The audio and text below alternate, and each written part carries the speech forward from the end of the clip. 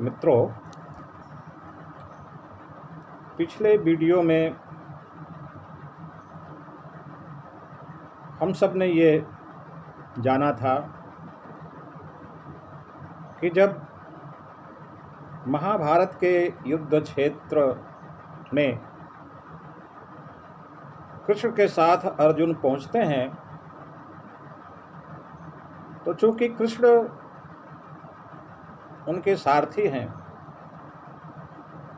और अर्जुन श्री कृष्ण से कहते हैं कि हे श्री कृष्ण, मेरा रथ दोनों सेनाओं के मध्य खड़ा करो। और वहाँ वो दोनों सेनाओं को ध्यान से देखते हैं और वहाँ पाते हैं कि उनके ही बंधु बांधव, मित्र, सगे संबंधी, परिवार के लोग सब खड़े हुए हैं। उनके आदरणीय गुरु द्रोण, सम्मानीय भीष्म पितामह और तमाम उनके दोस्त राजा वहाँ खड़े हुए हैं। उन्हें देखकर उन्हें ऐसा लगता है कि इन पर बाण चलाना सदा अनुचित है और मैं ऐसा नहीं कर सकता।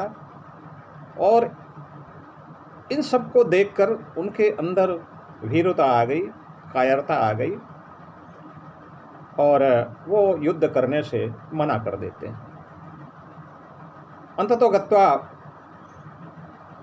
मैंने आपको बताया था कि वो रथ के पिछले भाग में गांडीव रखकर बैठ जाते हैं। ये सब चर्चाएं हम कर चुके हैं। अब आगे अध्याय 2 ही जहाँ से छोड़ा था वहीं से फिर चलते हैं। जब वो रथ के पीछे बैठ जाते हैं तो इस स्थिति को जब कृष्ण देखते हैं तो उन्हें हंसी आती है कि ये लड़ाई का मैदान और युद्ध होने को है। ऐसे समय में अर्जुन जैसा दुनिया का सबसे बड़ा धनुर्धारी अपने परिवार, अपने राजा जनों, अपने सम्मानी, अपने आदरणीय को देखकर माया मोह में फंस गए हैं और इनमें कायरता आ गई है, जो एक वीर का लक्षण नहीं है, एक योद्धा का लक्षण नहीं है। और फिर अर्जुन तो क्षत्रिय योद्धा हैं। क्षत्रिय का वैसे भी प्राकृतिक स्वभाव है युद्ध करना। वो ये नहीं देखता कि हमारा कौन बंधु बांधव है, हमारा रिश्तेदार है या कौन है, ये देखना उसका काम नहीं है, बल्कि युद्ध में युद्ध करना ही सबसे बड़ा कर्तव्य होता है। अर्जुन की ऐसी स्थिति देखकर कृष्ण महाराज को हंसी आती है और मैंने ये बताया था कि वो कहते हैं कि अर्जुन, ये जो स्थान चुना है वास्तव में यह इस योग्य नहीं है कि यहाँ पर तुम माया मोह में फंसो और युद्ध के मैदान से भागो।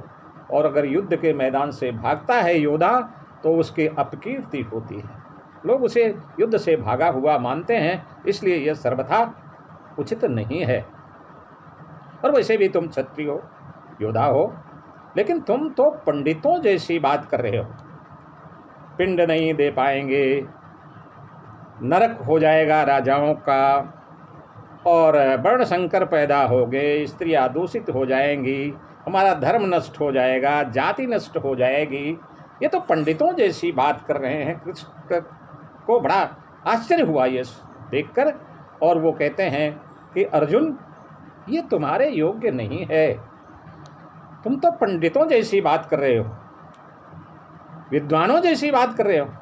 अरे तुम योद्धा हो, तुम क्षत्रिय हो, तुम्हारा कर्तव्य है युद्ध करना। और उन्होंने ये कहा कि शोक करहु उनके लिए, शोक न करने योग, बात करहूँ विद्वान जिमी, तू नहीं जिसके योग्य रे पारत, तू नहीं जिसके योग, प्राण गए उनके लिए करें न पंडित सो, जीवित जो उनके लिए भी न करे वे शोक रे अर्जुन, भी न करें वे शोक। कृष्ण महाराज ने कहा कि अर्जुन, जैसे पंडितों जैसी तुम बात कर रहे हो ये तो आश्चर्यजनक है, किंतु पंडित का गुण क्या होता?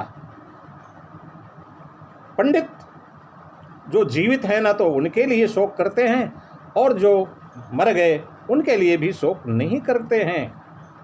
और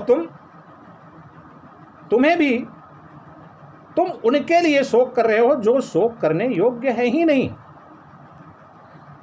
और विद्वान जैसी बात कर रहे हो, पंडित जैसी बात कर रहे हो, उसके भी योग्य तुम नहीं हो। क्योंकि पंडित जिनके प्राण चले जाते हैं, जो मर जाते हैं, उनके लिए पंडित शोक नहीं करते, और पंडित जो जीवित हैं उनके लिए भी शोक नहीं करते। ये कौन से पंडित की बात कर रहे हो तुम? कौन से विद्वता की बात कर रहे हो? ये मेरी समझ में नहीं आ रहा। ये उचित नहीं है, तुम्हारे लिए तो उचित बिल्कुल नहीं है, तुम उस योग्य हो भी नहीं। फिर वो कहते हैं, हे अर्जुन सुन ऐसा नहीं, हम तुम या नरपति थे नहीं, ऐसा भी हम नहीं कहेंगे, हम सब आगे नहीं रहेंगे। हे अर्जुन, तुम्हें शायद ये नहीं मालूम है कि यहाँ जो लोग खड़े हैं, हम और तुम सभी पहली बार यहाँ हैं। इस ब्रह्मांड में हम पहली बार आए हैं, पहली बार है, ऐसा नहीं है। ऐसा भी नहीं है कि जो ये राजा खड़े हैं ये पहले कभी राजा नहीं रहे हैं, ये पहले कभी इस पृथ्वी पर जन्म नहीं लिए हैं, और ये भी हम नहीं कहेंगे कि अब इसके आगे वो फिर पैदा नहीं होंगे, उसके आगे ये सब नहीं रहेंगे, हम नहीं रहेंगे, तुम नहीं रहोगे, ऐसी भी बात नहीं है। क्योंकि देही की इस देह में जोई, युवा कुमार जरा जिमी होई, सोई देही देहांतर होई, धीर पुरुष नहीं मोहित होई। बोले, हे अर्जुन, इस शरीर में आत्मा अजर अमर है, किंतु शरीर की अवस्थाएं, शरीर पैदा होता है, बचपन होता है, किशोरावस्था होता है, युवावस्था होती है, वयावस्था होती है, फिर वृद्धावस्था को प्राप्त होकर शरीर जर्जर हो जाता है, और आत्मा एक देह से दूसरी देह में, एक शरीर से दूसरी शरीर में स्थानांतरित हो जाती है। वो कहीं नहीं जाती, वो न मरती है, न जीती है, न पैदा होती है, उसका कुछ भी नहीं होता है। ऐसा जो पुरुष, ऐसा ज्ञानी जो पुरुष होता है, उसे कभी भी मरने जीने की चिंता नहीं होती है, और न ही वो किसी से ऐसा मोहित होता है। क्योंकि ये तो आना जाना, मरना जीना, पैदा होना, ये शरीर का काम है, आत्मा का नहीं। ये तो फिर दूसरे रूप में, दूसरे देह में आती है और ये निरंतर चलती रहती है। और सर्दी गर्मी सुख दुख दाई, इंद्रिय विषय संयोग सोआई, क्षण भंगुर अनित्य सम अहि, अर्जुन सोई सहन सब करई। हे अर्जुन, ये जो सुख दुख सर्दी गर्मी, ये तो इंद्रियों के आभास करने की बात है, ये इंद्रियों का विषय है, आत्मा का विषय नहीं है, और न ही ये तुम्हारा विषय है। अगर इंद्रियां नहीं हो, इंद्रियां काम करना बंद कर दें, तो हमें सर्दी भी नहीं लगेगी, हमें गर्मी भी नहीं लगेगी। हमारा मस्तिष्क काम करना बंद कर दे तो ना हमें सुख होगा ना हमें दुख होगा। लेकिन यह सुख दुख सर्दी गर्मी, ये जो भौतिक अवस्थाएं हैं, यह नित्य नहीं है, ये सनातन नहीं है, ये पुरातन नहीं है, ये क्षणभंगुर हैं, ये नाशवान हैं, अस्थिर हैं। कुछ समय के लिए ऐसा होता है कि हम दुख का आभास करते हैं, वो समय वो दशा परिवर्तन हो जाता है, उसमें तो हम उस दुख को भूल जाते हैं। सुख का समय आता है, हम सुख का अनुभव करते हैं, सर्दी आती है सर्दी का अनुभव करते हैं, गर्मी आती है गर्मी का अनुभव करते, लेकिन ये निरंतर ऐसा चलता नहीं रहता है, इसमें स्थायित्व नहीं है, क्षणभंगुर है ये। और जो चीज क्षणभंगुर है उसमें धैर्य खोना मूर्खता है। मान लो अंधेरी रात है और हम धैर्य खो दें कि कब दिन होगा, कब प्रकाश होगा, कब प्रकाश होगा, कब प्रकाश होगा, ऐसा करके हम चिंता में डूबे रहें और सोएं भी नहीं, जबकि प्रकाश तो होना ही है, सूर्य को तो निकलना ही है। इसलिए अंधेरे से चिंता किस बात की। दुख अपने समय पे आएगा, अपने समय पे चला जाएगा, सुख अपने समय पे आएगा, अपने समय पे चला जाएगा। तो सुख और दुख दोनों में समत्व भाव होना चाहिए। जो व्यक्ति समत्व भाव वाला होता है, सबको समान, सभी परिस्थितियों को और दुख सुख हर चीज को जो समान समझता है, वो समत्व भाव योग कहा गया है। और समत्व भाव योग जिसमें होता है वही मोक्ष का अधिकारी होता है। सुख दुख सम समझई जो कोई, इंद्रिय विषय न व्याकुल होई, अर्जुन सोई धुर नर जोई, मोक्ष योग्य सोई नर होई। कहते हैं, हे अर्जुन, यह इंद्रिय विषय है, सुख और दुख। इंद्रियां इसे महसूस करती हैं, हम नहीं महसूस करते। ये इंद्रियों का काम है, इंद्रियों का विषय है। और जो ऐसा समझकर सुख और दुख में समत्व भाव रखता है, समान भाव रखता है, उसे ज्ञानी पुरुष कहते हैं, उसे धीर पुरुष कहते हैं, धैर्यशाली पुरुष कहते हैं, समत्व भाव वाला पुरुष कहते हैं। और मोक्ष का अधिकार ऐसे ही ज्ञानी व्यक्ति को होता है।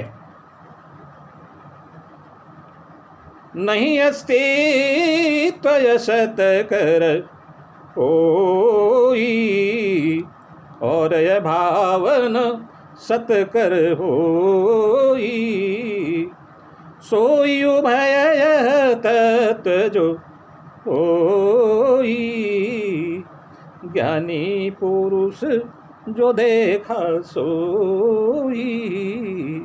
अर्जुन, असत का कोई अस्तित्व नहीं है, बहुत ही क्षणभंगुर होता है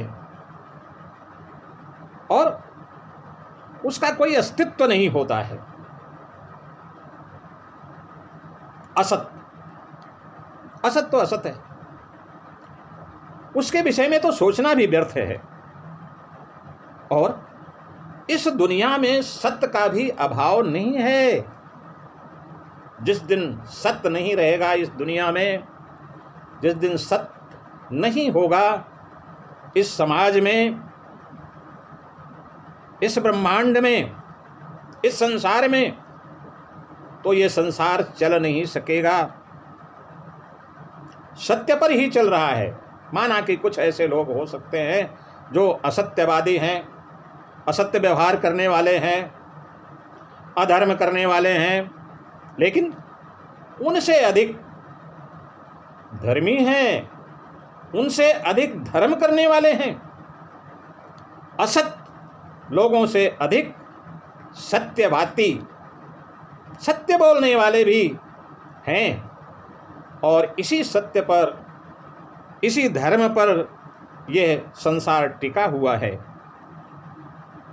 इसलिए जो पुरुष यह जानता है कि सत्य ज़्यादा महत्वपूर्ण है, असत्य का कोई महत्व नहीं है, कोई अस्तित्व नहीं है, वही वास्तव में ज्ञानी पुरुष है। असत्य पर चिंता करने वाला, असत्य को सोचने वाला, असत से भयभीत होने वाला पुरुष अज्ञानी है। और अविनाशी तू जानहु सोई, जग संपूर्ण व्याप्त जो होई, समर्थ कोई न यही जग होई, अविनाशी को नासई जोई।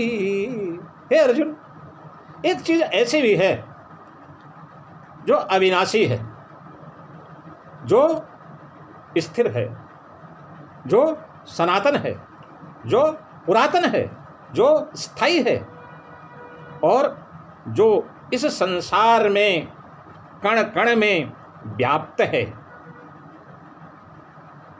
वह नाशवान नहीं है, वह अविनाशी है। और कोई भी ऐसा व्यक्ति, किसी में भी इतनी सामर्थ्य नहीं है, कोई भी इतना बलवान नहीं है जो उस अविनाशी शक्ति को, उस अविनाशी परम पिता परमात्मा को नुकसान पहुंचा सके, उसे नष्ट कर सके। वो सदा अविनाशी है, उसका नाश करने वाला कोई नहीं है और ना वो नाश होता है। क्योंकि अविनाशी परमपिता परमात्मा, उसे कोई नाश नहीं कर सकता। वो कभी न पैदा होता है न मरता है, लेकिन संपूर्ण सृष्टि की जिम्मेदारी होने के बावजूद भी, संपूर्ण सृष्टि का पालन करते हुए भी उसकी लिप्तता उस संसार में, उस सृष्टि में उसकी नहीं होती है। वो संपूर्ण संसार में, संपूर्ण जगत में, संपूर्ण पृथ्वी के कण कण में व्याप्त है, लेकिन उसका कोई नाश करने वाला नहीं, वो सदा अविनाशी है। ये तुम्हें समझना चाहिए। नित्य अनासी आत्मा होई, नासी यह शरीर सब जोई, जीवात्मा तो अनासी होई, अर्जुन युद्ध करहो अब सोई। हे अर्जुन, दूसरी चीज और अविनाशी है। एक चीज ऐसी भी अविनाशी है जो तुम्हारे पास है, वो कभी नाश नहीं होगी, और वो है तुम्हारी आत्मा, तुम्हारी जीवात्मा। जीव ये कभी नाश नहीं होता, इसका क्षय कभी नहीं होता, ये भी अविनाशी है। संसार में दो ही चीज अविनाशी है, एक ईश्वर, दूसरी आत्मा। आत्मा ये भी कभी पैदा नहीं होती है, न कभी हुई है, और होकर न कभी फिर होती है। आत्मा भी सनातन है, पुरातन है, इसे तुम खोओगे नहीं। अगर तुम मर भी जाओगे, मान लो युद्ध में तुम मर भी जाते हो, तो तुम्हारा शरीर मरेगा, तुम्हारा शरीर नष्ट होगा, तुम्हारी आत्मा नष्ट नहीं होगी। और फिर तुम हो सकता है उस जीवन में, अगले जीवन में और अधिक शक्तिशाली धनुर्धर बनकर पैदा हो। इसलिए दुख किस बात का? जीवात्मा कभी नष्ट नहीं होती, यह तो हमेशा, इसको कोई नुकसान नहीं पहुंचा सकता, कोई मार नहीं सकता, कोई काट नहीं सकता, कोई जला नहीं सकता, किसी को भिगो नहीं सकता, इसमें कोई परिवर्तन नहीं होता, ये बार बार होती रहती है, केवल शरीर बदलता है। ये आत्मा एक शरीर से दूसरे शरीर में जाती है और अनंत काल तक सनातन ये चली आ रही है, और ये कभी नाश नहीं होता है इसका। इसलिए हे अर्जुन, उठो और युद्ध के लिए तैयार हो जाओ। अब आज का वीडियो यहीं तक, हम सब फिर अगले वीडियो में चर्चा करेंगे।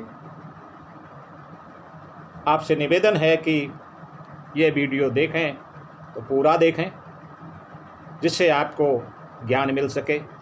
गीता हमारी हिंदू धर्म की महान पुस्तक ही नहीं है, महान उपनिषद है, और हिंदू धर्म में श्रीमद् भगवद गीता से बड़ा कोई ग्रंथ नहीं, कोई उपनिषद नहीं। इसलिए आप ज्ञान प्राप्त करें और पूरा वीडियो देखें, आपसे यही प्रार्थना है। ओम तत्सत, ओम तत्सत, ओम तत्सत। ओम श्री वासुदेवाय नमः। ओम श्री वासुदेवाय नमः। धन्यवाद।